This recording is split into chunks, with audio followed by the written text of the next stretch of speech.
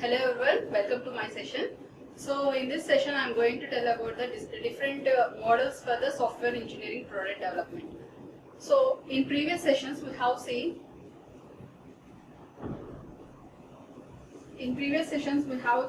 so many of processes. What is meant by process? Process is nothing but it is a set of activities, actions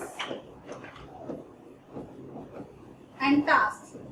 So we have seen about these in previous sessions. Okay.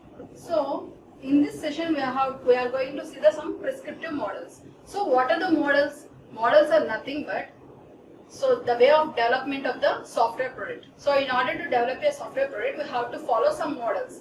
So what are those models? Why you are using these prescriptive models for the development of the software product? Okay. So we have seen also framework activities. In previous session we have also gone for the framework activities. So in framework activities we have the five activities. What are those 5 activities? Number 1 is communication.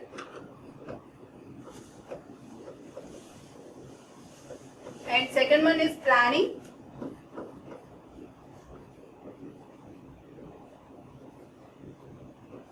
Thirdly for modeling. Fourth one is construction. And finally the deployment. So these are the 5 activities that we have seen in the previous sessions by using the different models, the different flow. One is the linear flow, iterative flow, evolutionary flow. So we have seen the 4 flows. Among those 4 flows we have seen taken these 5 activities. Okay. So by using these activities, the models we have defined some models. Approximately 5 to 6 models are there. So what are those models? And we have how the product will be developed in those models. Let us see those. So before going to those, so let us go for what is the prescriptive models. So when you went to the doctor, so after the doctor examine you, he will give some prescription. What is the prescription? Prescription is nothing but they will write some treatment, tablets or liquid, whatever you have to take it in order to reduce your stress or whatever the fever or whatever the problem you have. Okay, so like that, in order to develop a software product, they have some prescriptions. Okay, so those prescriptions is the models. So let us see what is the prescriptive.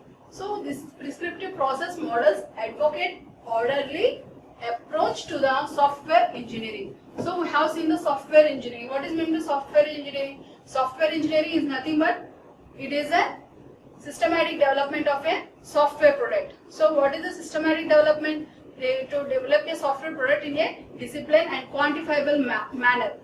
Okay, so the definition of what we have seen in the previous sessions. So in order to develop a software project, so in order to get that software engineering, applying the software engineering to develop, in order to develop the software product, so we have to see some of the prescriptive process. Okay, so why we are using the prescriptive process? By using this prescriptive process, we have to use the orderly. That means orderly approach. So after this step, we have to go for this step. After this step, we have to go for this step. Like that, we have to see. For example, so you are the people of second year, first sem. Okay. So for second year, first sem, in order to attend the end sem exams, first you have to go for the mid exam, mid 1, then mid 2. In between mid 1 and mid 2, you have to go for some quizzes or assignments. Let us say. I am not saying this is a compulsory method. So I am saying this is a procedure in order to attempt the end sem exam by you people. Okay, so this is a prescription. So in order to attend the end sem exam, they have to get the minimum marks of greater than or equal to 40% in mid 1 and mid 2. And also assignment. For every assignment, they have to write or best of 2 assignments. So these are the conditions. That means it is an order approach, some order. In order to attempt this end sem exams, we have to follow some order. So like that also, in order to get the software product, we have to see some of them approach, order approach. So that order approach is called as the prescriptive models. Okay, what we do in prescriptive models is, if prescriptive process models strive for structure and order, and they inappropriate for a software world that thrives on the changes.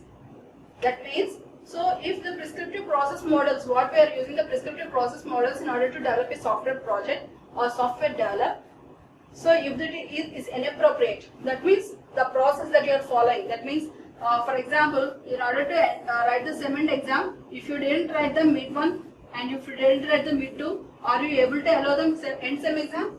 No, you can't. So like that also for software world, so whatever the software existence is there, software different models are there, in that models, so if it doesn't follow this prescriptive process models, is we can go for the existence one. That means if there is any changes in the software, can we thrive? Thrive is nothing but can you achieve it? Okay, thrive. Meaning of thrive is achievement.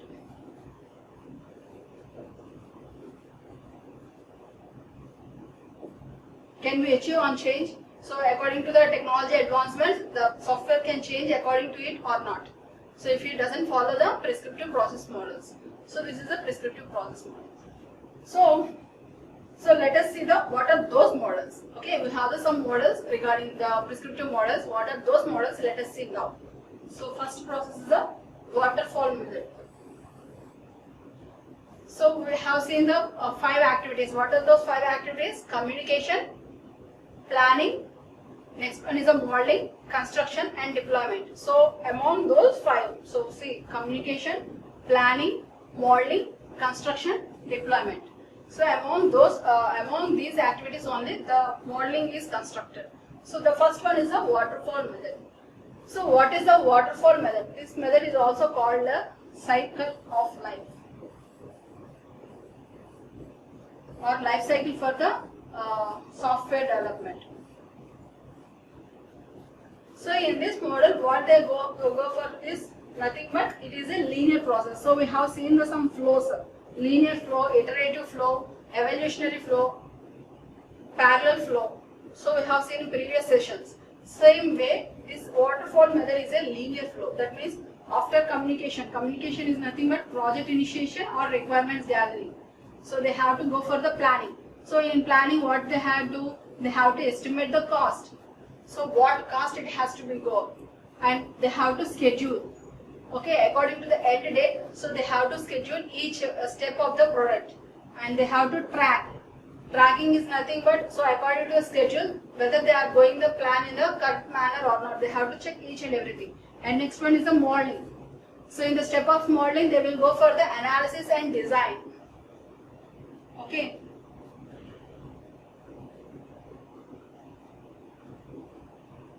So in the process of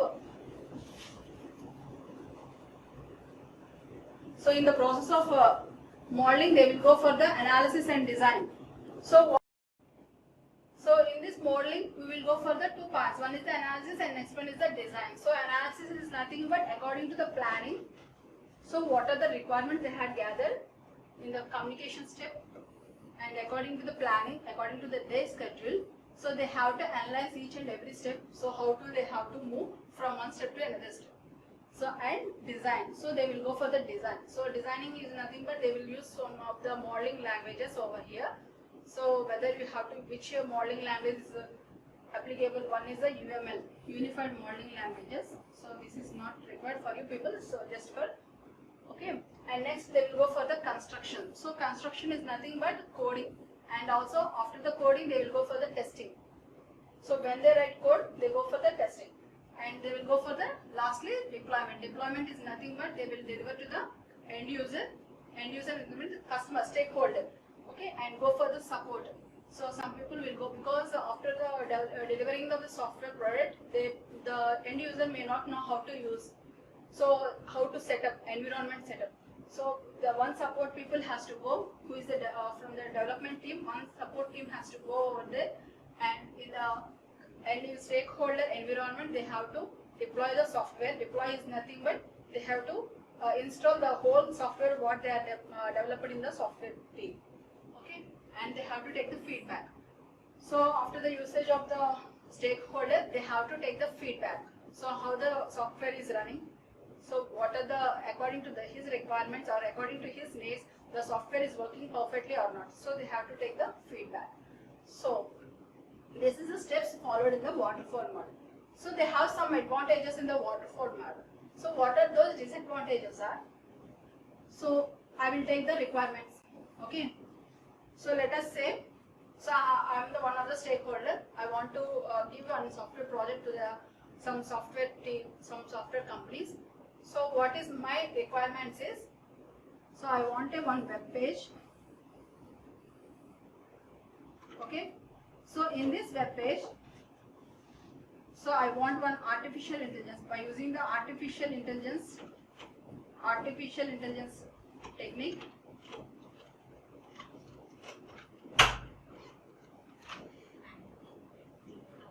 after using of the artificial intelligence technique, so whatever the requirements the user want, so he has to talk, without interacting with the web page, by talking, by voice commands, I want to display all the products. So in your smartphone, how you are getting by using the Google Assistant, how you people are getting the whatever you want, like that I want one web page. So in that web page, the user need not to search according to his requirements. That means, he has not take the time to search for the product. So like Amazon. So if you go for the Amazon, what you will do? You will go for the menu. Yes or no? So after menu, clicking on the menu, you will able to see some list of the items. According to the items, according to your requirements, you will select one item, one menu item. So now I want a web page like that. So the user doesn't go for the, I will not display any menu here. So by using the artificial intelligence technique or artificial intelligence software, one chatbot, I require one chatbot. I require one some assistant. Chatbot is for chatting purposes. Whatever the require feedbacks or whatever it is. So I want one chatbot, and I want one assistant like Google Assistant. How you people having in Android phones Google Assistant, like that I want one assistant. So whenever user open the web page, through his voice command, that means through voice I want to see the all laptops with the company of Lenovo, or I want the laptops of Dell company, touchable screens with the touchable screens. So if I give the command like that, it has to display all the products according to the whatever the voice commanding is given. Okay, so this is my requirement. So with this requirement, I went to the software company. So I am the stakeholder. Okay, so if they follow the waterfall model, what are the disadvantages? I will tell now. So I communicated with the software team. So I said these are my requirements. This is my web page. So I don't want to display any menu. So the user has not didn't interact with the web page physically. That means he don't go for any searching option over there. So he don't want to type anything on the web page. Through voice only, he has to get all the products according to his requirements or needs. So this is my requirement. I said to the software company. So they will communicate with me. So what is the project initiation? So why the project is going for? So why the stakeholder is going to develop this project? So is this project is useful for future also? Yes, it is, because here I am using the technologies as artificial intelligence. So artificial intelligence nowadays is getting the research area is the artificial intelligence.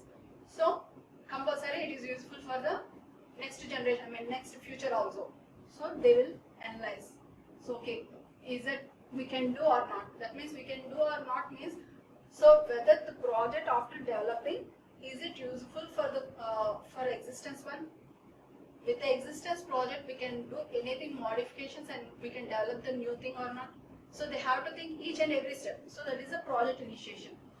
Then they will gather the requirements. So the requirements are in artificial intelligence I have to use, and one assistant in this, and one on chatbot. So this is my requirements. So they gather the requirements and also project initiated. Okay, they will go, after that they will come to the planning session. So in planning activity, they will go for the estimating. Estimating means what much cost it takes. Cost, why the cost is means, so in order to develop a software project, so you have to maintain the hardware according to that. Okay, maybe it takes a server. If you take the cloud also, you have to pay some more money to that. So in order to maintain that software, so they have to look for the cost. For a hardware or server, whatever it is, they have to take the cost, and also they have to maintain some space for that. That means, see, for lab we are allocating one room. Okay, so if we are not allotted a room for a lab, if we say that in classroom only you have to take the lab, means is it convenient to you people? No, it is not convenient to you people. Okay, lab is meant for only for the systems where you can interact very easily and you can do your lab work. Whereas in class it is only for the lecture class. Like that also, for developing of a software product, they have to take the one separate area, so where they can able to access each and everything. So they have to look up all those things. So that is for the estimation. So they have to go for the estimation. Okay. Next one is the scheduling. So I want this project by the end of the September. So this is today is the, I am giving the project on September 1st. And I want to end the September 30th. So the end date for the project is September 30th. So they have the 29 days to complete the project. So according to that, they have to plan, they have to schedule the at what time they have to do what is what. So they have gathered the on September 1st they have communicated with me. So they gathered the requirements, and after that they have to go for the planning. So after planning, they have to design, they have to model, they have to write the code according to the requirements. So everything they have to do. So at what time they have to complete each and every step. So so that they can reach the end date. That is the scheduling. Next one is the tracking. Tracking is nothing but they have to see. So according to the for this day, for September 15th, I have to complete the coding. Let us say if I schedule like that, so for each that means 2nd to 15th I have to go for the coding. One team will go for the coding. So while coding they have to check, so up to what the coding has came, so is it complete by the end of the 15th, or we can give the some more days is spent for the coding. So they have to go for the tracking, each and every step they have to track. Okay, after this they will go for the modeling. Modeling is nothing but designing, analysis. So according to the requirements and according to the schedule purpose, they have to go for the design. So how the web page has to be designed. Here design is nothing but, so how the web page, that means what color should be, we can implement in that colors. So in order to get the web page look more attractive, so with good design they have to do. So what design purpose, what design we have to use. So when user interacted with the web page, so what should be appear and how it should be appear. So that is the done in the design part. So after designing, they will go for the coding and testing. So they will write the code and they will test. So after that, they will go for the deployment. If after the deployment, after delivering the product, so I am the stakeholder after delivering. So in my environment, the web page is not according to my requirements. That means the web page, what I said, what the requirements I need, what the requirements I have given to the software developer, according to that, there is some changes in that. So I said that, so here I don't want the chatbot over here, when I want the chatbot somewhere else. Okay. So that means there is some modification in that if I told you. So if I tell that modification, again in waterfall model, what are the disadvantages? Again they have to go for the first step onwards, they have to carry on the each and every activity. So I told only the modification in the coding part. So they will never go for the coding part directly. Again they will go for the first part. That means first activity. Again they will communicate, they will project initiate, they will gather the requirements, they will go for planning, they will estimate the cost, and they will schedule and tracking and modeling and construction, and again for the deployment. So the main disadvantage is whenever there is a problem, so at that step it won't stop. Again we have to go for the from first step onwards. That means it causes some time waste process if there is any requirements. If the requirements are very clear, if the developing of the further software product, if the requirements is very clear and the requirements is easily understandable by the software developer, then this waterfall model is a best model to construct a software project. Whether the requirements are not understandable by the software developer clearly, if that that is not fuzzy is not but nothing but it is not a like zigzag manner, so unable to understand. Okay, so if it is very clear means requirements are very clear means the waterfall method is the best method for developing of the software project. If the requirements are not clear, so it is waterfall method will not be useful for the development of the software project. Okay, so this is the waterfall method. So after this disadvantage of this waterfall method, so the developers move to the some more model that is V shape, V model, because it is appear in the V shape. So that's why it is called as a V model. So this is the advancement of the waterfall method. So the waterfall method, whenever we have some disadvantage, we have seen some defect. So in order to cover that defect, we have to carry on from the first step onwards. So to modify that, they implemented the V model. So what is this V model? This V model is nothing but, so same those 5 activities will be there. First they will go for the requirements. So in the requirements, again they will go for the designing. After requirements, they will go for the design. So the step is, so see the arrow is towards down. That means we have to go for the first requirements, then architectural design, then we go for the component design. Component design is nothing but, this is also design is in 2 parts. One is architecture, that means overall diagram of the software product. Whereas component design is so some parts, that means let us see the example is website designing. Website designing is a 2 parts. Let us say one is front end and next one is the back end. So why the back end is? Back end is for the database connection. So without the database connection, how the user interact with the website, how we will get the data. Okay. So in architectural design, we will get both the front end and back end. Whereas in component design, we will go front end to some user, some developers will go for that. Back end is done by the some users. That is a component. The component is not part of the project. Okay. Next, after designing, they will go for the code generation. So this is one step. So after designing all these things, they will go for the unit test. Unit test is nothing but, see here we said the front end one part and back end is another part. That means 2 modules. Let us say modules. Modules is nothing but units, some parts. Okay. So unit test. Unit test is a one type of testing. So we will see later after the end of the syllabus. So unit testing, we have some types of unit test, some types of testing. So unit testing, integration testing, system testing, and acceptance testing. Okay. So what is unit testing is nothing but the code what you generated, they will test. For example, so website development, we are seeing the project. So let us say login page. So after entering the username and password,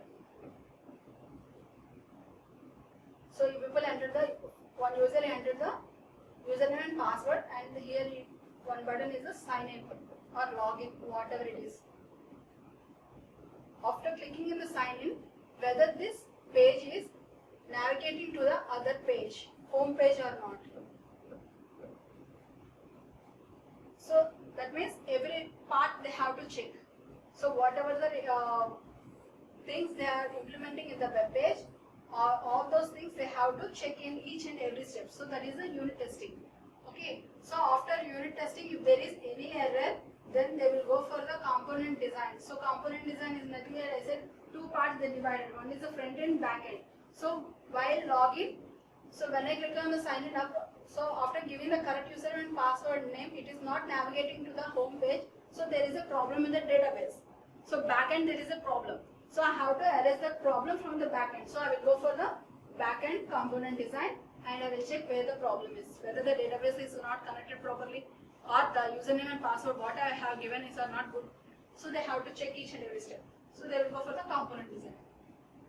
After unit testing, they will go for the integration testing.